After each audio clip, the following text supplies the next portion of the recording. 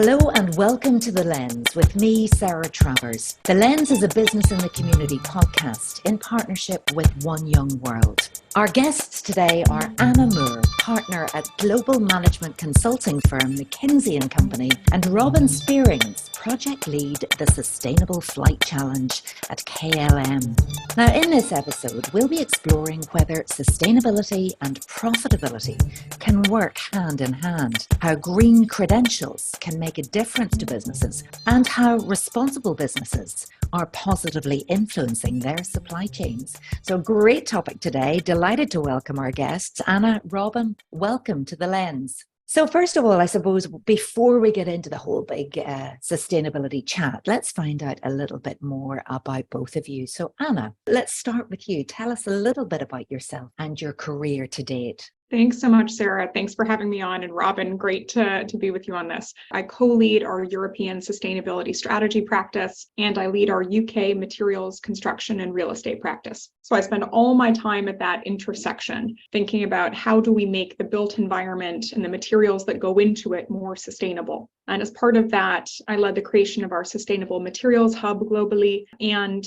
I'm part of the team that's leading our net zero built environment research. We as a firm firmly believe in sustainability as a value creation lever, and I spend a lot of my time working with businesses on how they can shift from seeing this as risk mitigation to really a chance to play offense and create value. Yeah, so I mean, you've got a big challenge on your hand, but obviously you've got a lot of companies and organizations, and you mentioned the sectors that you work across and provide advice and consultancy to. But many people, they need your help, don't they, Anna? We hope that they only need our help in this transitional phase, and that we're all able to graduate to really embedding sustainability in everything that we do, right? Ideally, we work ourselves out of a job on that. For sure, we've got a huge challenge. We estimate north of $9 trillion a year needs to be spent on the energy transition globally. Now, that's about 7% of GDP in order to reach our net zero goals. So collectively, we've got a huge challenge. But we also think there's a lot of value to be created, and we estimate $9 to $12 trillion a year in new green value pools across, for instance, electrifying transport, insulating homes and making them more energy efficient, switching over to alternative meats and proteins, things like this. And so a huge challenge, but also a huge opportunity. And my own theory of change is those two need to move together in order for us to stick the landing. So how did you actually get to the position that you're in today? I'm hearing the accent, Canadian. Tell us a little bit about how you grew up and how you got to be at McKinsey. Sarah, that's such a polite way of asking. Indeed, I'm Canadian. I think it's always safest to start with the Canadian ask. I actually intended to be an academic. So I studied natural resource politics and nationalism, and I thought I'd take a couple years out, come to McKinsey, and then go back and finish the PhD. And clearly, 10 years on, still working towards that dissertation. So really came to it through an interest in natural resources. How do they affect our world, and how do we make our use of the Earth's resources more sustainable, both socially as well as environmentally? Well, there's a real need there. I'm sure you will finish the PhD, but right now, everybody needs the advice that you're giving. So brilliant to hear from Anna. Our other guest today joins us from the Netherlands. Robin, you're very welcome to The Lens also. Let's just begin with your job title. Fascinating title. So you are Program Manager, the Sustainable Flight Challenge. We know you work at KLM, an airline, the Royal Dutch Airline. So tell us more about how you came to be that person. It's a unique job, unique in our company, but also in the industry, because I'm hired to put the interest of the industry above the interest of the airline, because we're bringing together many different airlines under one initiative where we focus on collaboration in order to accelerate sustainable aviation. We leverage the concept of friendly competition to bring to surface the solutions that we then share openly amongst each other. So either you win or you learn, but you gain from it either way. So we said, okay, there's nothing to lose. Everyone feels that sustainability is something we have to do in order to survive as an industry, as a company. And therefore, we put everything in there that we have, and we acknowledge that we don't know everything yet. So let's learn from each other, and let's prevent that we reinvent the wheel over and over again. So this is really beautiful. So the Sustainable Flight Challenge launched last year, where we had the inaugural flights operated by 16 different airlines, 22 flights, and they all gave their best. They operated the most sustainable flight they can possibly operate at this point in time. And we obviously challenged them to top it a bit above the usual. And that yielded in great results also. So last year we compared to ourselves, because we prefer to compare to ourselves instead of others. We improved our energy efficiency by 15%, which is comparable to operating a newer generation aircraft,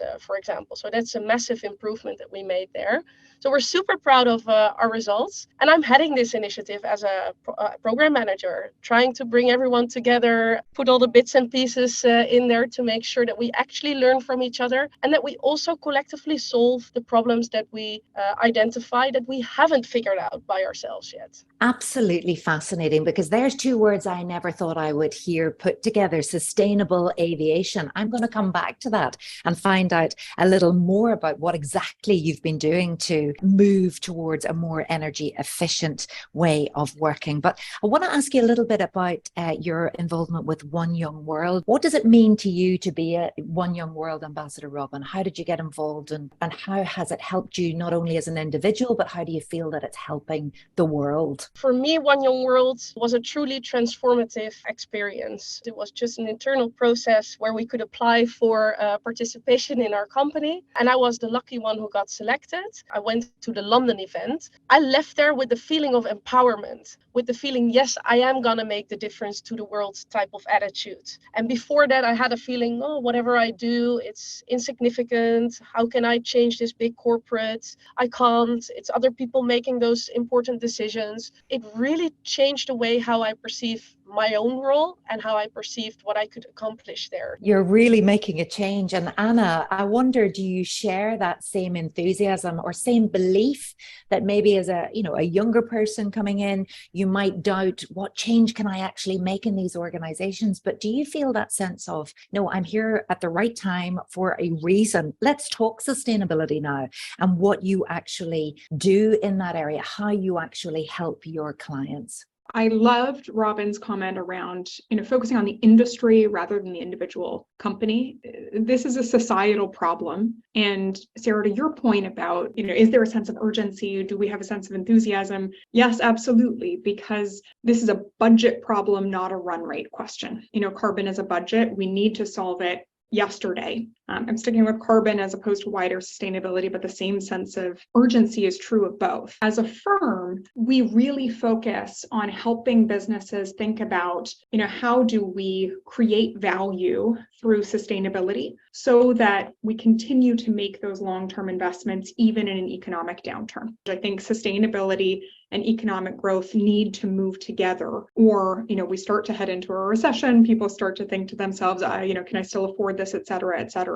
And so this can and should be the biggest engine of economic value creation in our lifetimes. But getting there requires us to be quite thoughtful about, one, what does the portfolio look like? Do I need to be reallocating capital in a more significant way than I have been away from the core towards newer businesses? Two, what are the new green businesses that I need to build? We see a lot outside of traditional corporates in terms of sustainability unicorns that are coming up, Northvolt, H2 Green Steel, et cetera. I think there's also a role for incumbents to create those kinds of businesses internally. Volvo's Polestar is a really excellent example of, net zero EV car incubated within the business. BP Launchpad is doing a lot that's really exciting in this space as well. Three, really getting laser focused on where there's a green premium that you can use to fund some of those investments.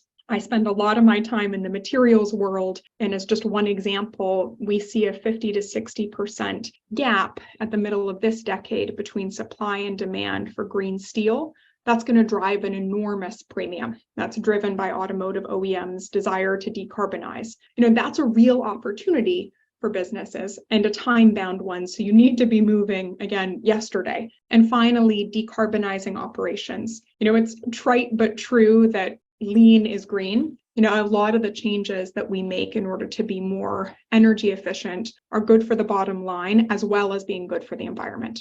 oftentimes you are encouraging people to really move away from the way they've done business in the past. This is complete transformation. And do you find now that people are totally bought into that now, or are they still struggling because at the end of the day they've got to have a business, and the world seems to allow some of the outdated methods because we have an energy crisis, because we have a cost of living crisis?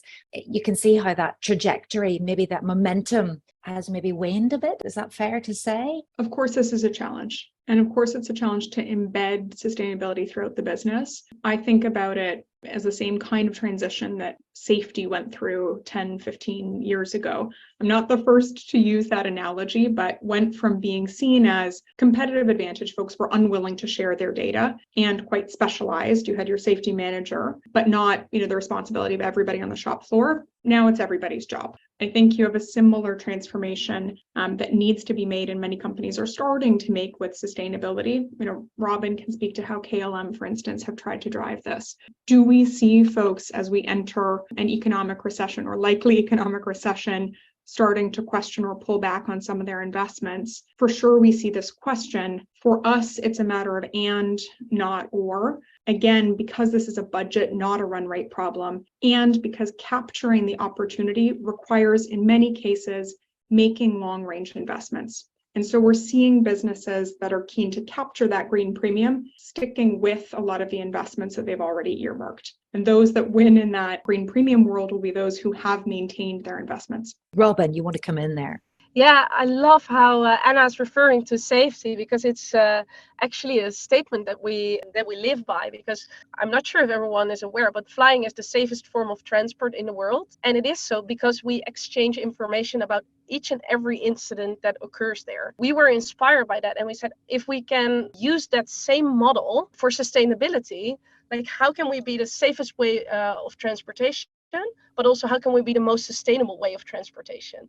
And this is exactly the concept that we're leveraging in this challenge by exchanging information. We do feel that there is a competitive advantage to being the greenest, but we don't hold any cards to our chest, meaning that we don't feel it should be competitive, but depending on the level of quality and the degree of implementation, it still is at the moment. So we're openly sharing everything because we feel that's the right thing to do for our future. And you see that people find this exciting as well as scary a bit at sometimes. Like, are we allowed to? Is this really intended? Do we really share this? You see hesitation in people. But I think it's like that. It will be a mindset that we look back at in 10 years, indeed, like, oh, how silly that we looked at safety like that. How silly that we looked at sustainability like that. I think, indeed, it will be something that we openly share with each other. And also, rules and legislation will change around it. I think, for example, competition law might be drastically altered in order to allow us to exchange everything. Businesses notoriously and historically have always been in competition with each other. That used to be part of it. But again, it goes back to that point, Robin, that you made at the start. It really is about the industry and not the airline. I love the ethical side of that completely. But at the end of the day, Anna, do you really believe it doesn't matter about the competitive difference? I would separate it into two things. First is sharing information and developing common standards, creating, if you like, a common backbone across industries. We think that's critical. We're huge supporters of TCFD, TNFD, having a common set of standards and sharing best practices across the industry. Again, because this is a societal problem, and that's, in our view, not competitive. But don't get me wrong, there's also a lot to play for. And in our view, first movers and businesses that are forward thinking and making investments through cycle like KLM are going to really benefit from that. You asked a moment ago, Sarah, are you starting to see people pulling back on some of their investments? The direction of travel is clear. We see 9 to 12 trillion a year in new green value pools. That's going to be captured by people who are continuing to invest in sustainability through cycle. It's going to be captured by people who establish credible brands with consumers. You don't change perception overnight. And it's going to be captured by those who are bringing capacity online now. right? And so will some folks pull back? Sure, but I think it's short-sighted. Collaboration is absolutely key. We can't do this on our own. We have to collaborate. And Robin, you as well talked about working with 16 different airlines and challenging them to operate the most sustainable flights.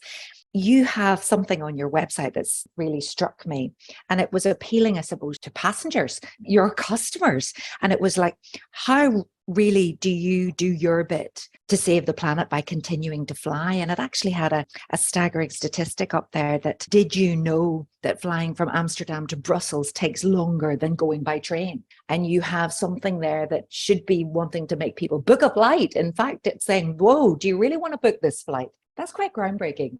Thanks for highlighting that example. Yes, it is, but it's also what we truly believe. There's, in aviation, low capacity, demand is increasing. It will increase also over the next years. So that means that we have to fly to destinations where we actually have something to add. Like if there is a suitable alternative by train, which is more sustainable, we urge passengers to take that option. We're exploring how to make travel also more seamless so that they can take one segment of their journey with the train and another segment across the ocean by plane, for example. So we're looking into how to improve this. So we're not looking for competing on the Brussels routes from Amsterdam specifically. So we want to use those slots, those moments in which we can depart from Amsterdam to fly to alternative destinations. Absolutely. Do you feel that passengers are actually, they'll see that and they will say, do you know what, I'm going to take the train on this one. Do you think it's working? I think it is. I would say it's a European view mainly, the alternative transport mode options. Yeah, there is an increase in people that demand train travel. There is a lot of companies that also have policies that if you can travel to a destination under 4 hours, that they're urged to take a train or other forms of shared transport, and only above 4 hours take a plane, because then it's not worth the time investment at this point in time. So yeah, we do see some shift there. At the same time, there is still demand. People really want to go there. So the lack of alternatives or capacity, again, can be an issue.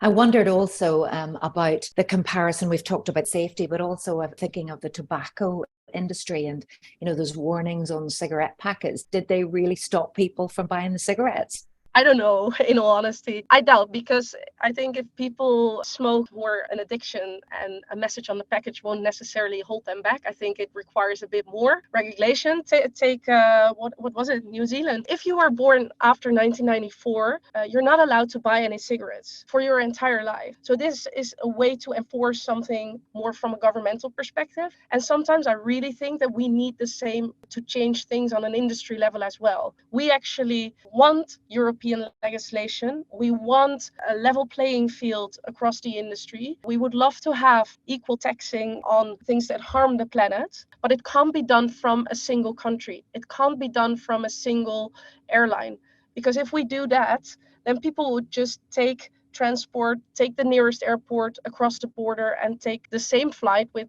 the same impact, but then without the benefits of a more sustainable option. Anna, did you want to come in on that point? Yeah, we are already seeing real value created through more sustainable products. So we did a bunch of work with Nielsen a couple of years ago on products that make ESG related claims and have ESG attributes versus products that don't. They grew 8 percentage points faster in terms of total market share over the last 5 years. So we're starting to see in the market observed consumer preference actually matching expressed consumer preference, which had always been the skepticism. And I actually think you see that even more acutely in B2B. That's already driving different purchasing and procurement behavior, which is creating green premiums up the value chain that people are realizing on contracts today. So is there already value? In addition to the hypothetical trillions that I've told you about before, yes. I think the other thing to note, the bar is rising on sustainability. Like, people are better educated, regulation is becoming tighter, companies are becoming more sophisticated, and appropriately so. You would have seen CDP, the environmental disclosure platform, said fewer than 1% of the companies that they audited have credible climate change action plans to meet their commitments. right? So you're seeing a lot more scrutiny of greenwashing. And a much higher bar from the regulator as well as some of these independent bodies. I think people can tell whether or not this is credible and really being backed up. And the example that Robin gave from KLM of giving people real options, even when that isn't exactly in the interest of the business, builds trust and credibility with consumers and allows you that license to operate and ability to access the bigger sustainable value pools. We're hearing from both of you that really sustainability is something that makes a competitive difference. Ultimately, it's good for business, it's good for everyone. But yes, we can see through the greenwashing. I'd love to come in now and talk to you a little bit more about how you influence or support your own business commitments through downstream procurement. Robin, can I ask you that question first of all, please? KLM is part of a group, Air France KLM, and we're both member of the SkyTeam Airline Alliance. Through this alliance, we're collaborating with other airlines on multiple topics, one of them also being sustainable procurement. So we value a lot and we acknowledge that although our biggest portion of impact sits with the flying itself, a very big portion also comes from everything we buy. One of the big things we buy, obviously, is fuel. Hence, sustainable aviation fuel is definitely an aspect in which we are helping our businesses to become more sustainable, because it's really hard to source this. The availability of this product is very limited, and there's a lot of debate about quality and accounting principles on how to account for sustainable aviation fuel if you buy it somewhere else. So comparable to green electricity, if you have a contract with your energy provider for 100% renewable energy, that doesn't mean that 100% green electricity comes from your power plugs, because it's put into the generic system, but it doesn't necessarily come to your specific house. And the same concept applies to aviation. If you buy sustainable aviation fuel, it can be put in the aircraft directly, but more often it's put into the system, and then each aircraft gets a small portion of it. But how do you then account for the fact that you actually bought that amount of fuel that you can credibly say, hey, this is what the customer bought, and this is how much you see back on your flight? So there's issues around that, and we need to help them by creating standards and by informing people. Air France and KLM are both super proud that we're signatories to SBTI, the Science Based Targets Initiative. Based on the science, commit to certain targets that we actually want to achieve. And in order to reach those targets, we rely for a big portion on buying sustainable aviation fuel. So although it's costly, yes, it's essential for us to meet our targets. And we committed to them and we take it very seriously. You've already increased the sustainable aviation fuel targets from 0.5% to 1%, but you have a goal of 10%, is that right, by 2030? It still seems quite little. I agree, but this is, again, availability. Very often it's a lack of being able to source it, and we don't want to compete with feedstock, for example, so we don't want sustainable aviation fuel that's created out of corn, because then it competes with the food production side. So there's strict criteria on which sustainable aviation fuel is good enough for us to use or not.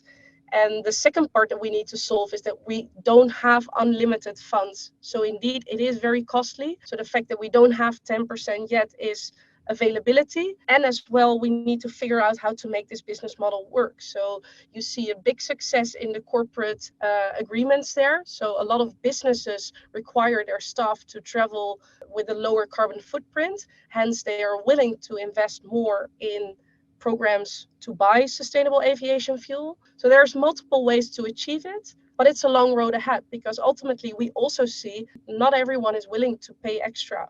And that's the thing, isn't it, Anna? I mean, what can firms do? How can you make sure that your suppliers as well are being as sustainable as possible? To Robin's point earlier about how the industry needs to come together differently, I think the supply chain needs to work very differently than it has in the past. In a lot of businesses, effecting sustainability is a bit of a chicken and egg problem, where you need green supply to come online together with demand.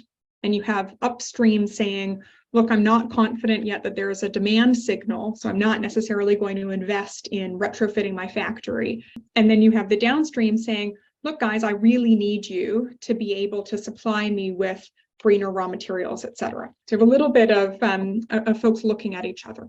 Overcoming that requires procurement to work with suppliers in a very different and more collaborative way. So I mentioned Polestar earlier, that they've brought in the steel and aluminum manufacturers to be part of redesigning what a net zero car should look like. A true joint enterprise between upstream and downstream partnering together in a very different way. We're going to need more of those kinds of collaborations in order to make this work. Now, at this stage of the conversation, I'd love to see if either of you had a question for each other. Robin, do you have any questions for Anna? I was wondering if you've ever seen other industries pulling together, overcoming the hurdle of individual interest over common interest. Is there a use case that we can learn from maybe? There are a couple of industries that I would point to as moving maybe a little bit faster than some others. I think where there's a clear demand signal and a clear premium, you're starting to see faster investments and in particular pressure from VCs and private equity that's prompting faster investment. So if I take, for instance, the cement world, we would have thought of that as an industry very slow to move, very traditional. Well, actually, you've had enormous investment into businesses like Carbon Cure, like Biomason. You've also had enormous investment into cross-laminated timber and into other, cement alternatives. And I think you now have realization across the industry that we're going to need to decarbonize the material and to come together in very, very different ways. Now, some of that is prompted, I think, by actually competition between different players. And by having some of those startups like a Carbon Cure, like a Biomason, nipping at the heels of the incumbents and prompting them to make investments in decarbonization. I would point to building materials, prompted not necessarily by getting together from the outset and attempting to collaborate, but in fact by competition to capture some of that green value. Fabulous. And Anna, would you like to ask any questions of Robin? Robin, I am inspired by and fascinated by the industry-wide work that you're doing, and I would love to hear a bit about just what it's been like to bring the industry together. Where have you had laggards versus leaders? What's the uptake been like? Fantastic question, Anna. It has been quite a journey. We had all sorts of assumptions, and most of them proved to be wrong.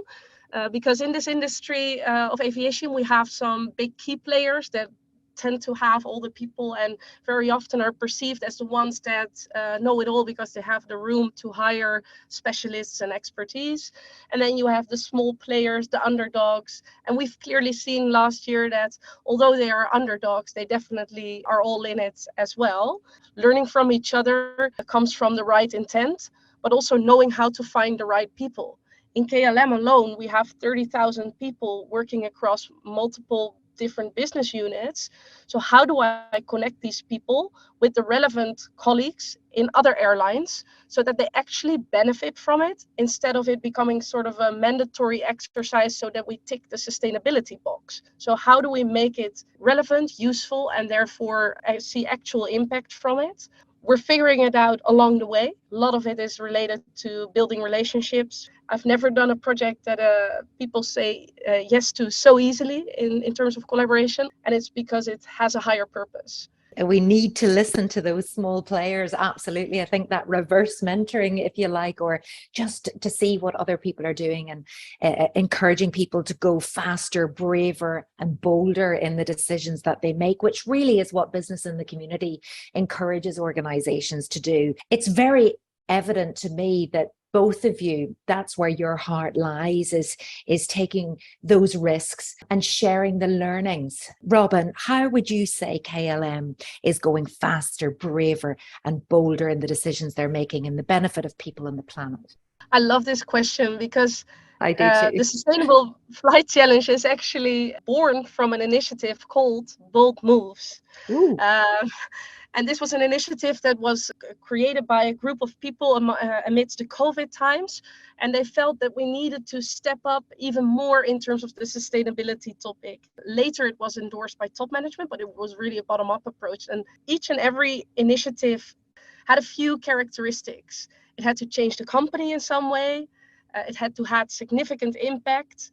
It has to inspire the industry. It needs to be ambitious but realistic. And it needs to hurt a little, because otherwise it means you're not stretching enough. So the fact that we're handing out freely our knowledge and ideas on sustainability might be perceived as, hey, I'm giving away a bit of my competitive advantage, but we don't care, we don't mind. Yeah, I think how KLM is helping is by endorsing and sponsoring all those bold moves that we have out there in the company. And there's many more. It's inspiring. Yeah, no pain, no gain, absolutely. Or as we say, no plane, no gain. No plane, no gain. I love it. Anna, I want to ask the same question to you. You're there consulting with so many clients and organizations, but would you be encouraging them to go faster, braver, and bolder in their decisions?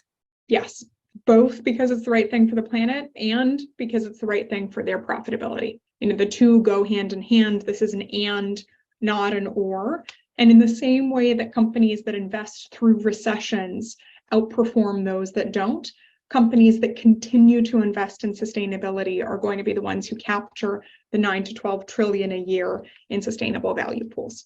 We work where the emissions are. About a third of our client service and energy and materials is now sustainability efforts, in addition to a lot of the advocacy that we do with things like the Mission Possible Partnership, World Economic Forum, etc. People used to call us Jesuits of capitalism. I think nowadays we're more evangelists for sustainability, something where we're trying to walk the talk as well. We've committed as well to a science-based targets initiative pathway of reducing our emissions in line with a 1.5 degree pathway. We are encouraging less travel. We're offsetting our travel. We're electrifying our fleet. We're switching to 100% renewables in our office buildings. So it's something where we're making meaningful commitments on our side as well. And there we will leave it. What a great edition of The Lens, a business in the community podcast in partnership with One Young World. Thank you so much to my guests today. Anna Moore, partner at global managing consulting firm McKinsey and Company, and Robin Spierings, project lead, the Sustainable Flight Challenge KLM. It's been a pleasure talking to you both. Some fantastic takeaways today from one person who is an evangelist for sustainability to someone else who's absolutely looking at the industry and not just the company that she works for. Thank you so much. You've been listening to The Lens with me, Sarah Travers. If your business is keen to innovate responsibly, if you want to learn from others, or you want to understand how your business can go faster, braver, and bolder in its responsible decision making, please do get in touch with Business in the Community at www.bitc.org.uk. Thank you so much. Tune in next time.